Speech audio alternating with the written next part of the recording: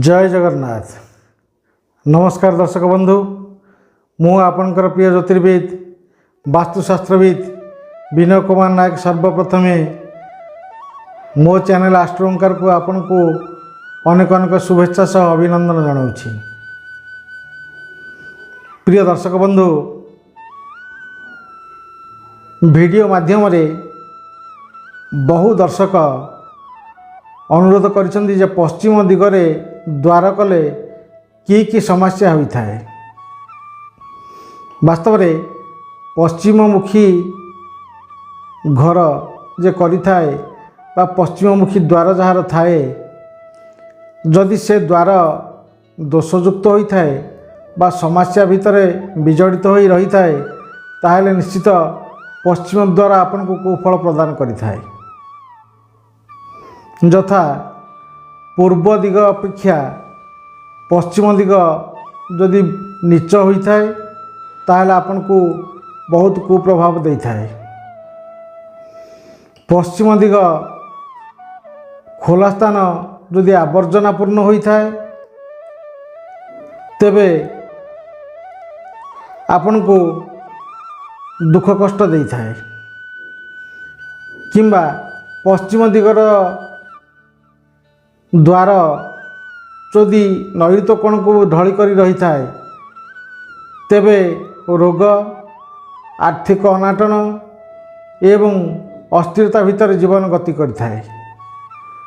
पश्चिम दिगर द्वार जदि वायु कोण को माड़ी रही थाए तेबे मध्य घर उन्नति हो पारे नहीं एवं बहुत समस्या उपजी थाए।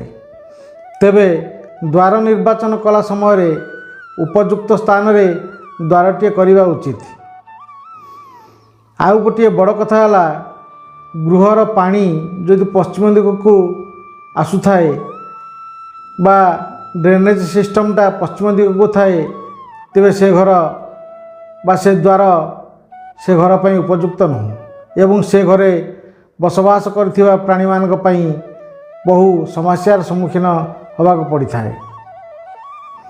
तेबे यार सम्यक प्रतिकार पूर्वक पश्चिम द्वार घर आपण करंतु, किसी असुविधा नहीं। किंतु पश्चिम पटरे थिबा खोला स्थान रे आपण बड़ बड़ वृक्ष लगे दियंतु, यह को सदा सर्वदा परिष्कार रखंतु एवं पूर्व अपेक्षा भूरूप को बा माटी उच्च कर दियंतु। पश्चिम दिगटी उच्च करी रखंतु एवं पूर्व दिगर पानी पश्चिम दिग को जेपरि न आसे तार मध्य सठिक बंदोबस्त करंतु एवं पश्चिम दिगर प्राचीर पूर्व दिग अपेक्षा उच्चा करंतु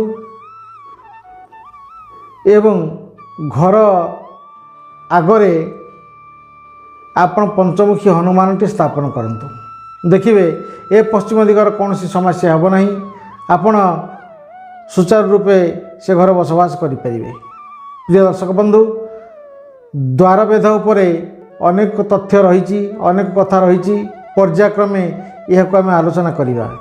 यार परवर्ती पर्याय दक्षिण दिग संबंध में आपको किसी सम्यक सूचना देवी। तेबे आज वीडियोटी जब भल लगी थाए बहुमात्रा शेयर करंतु, लाइक करंतु, सब्सक्राइब करिया भूलंतु नहीं एवं भल भल वीडियो देखिवाई आपण माने आमको परामर्श दियंतु, उपदेश दियंतु। रहुछि दर्शक बंधु, नमस्कार।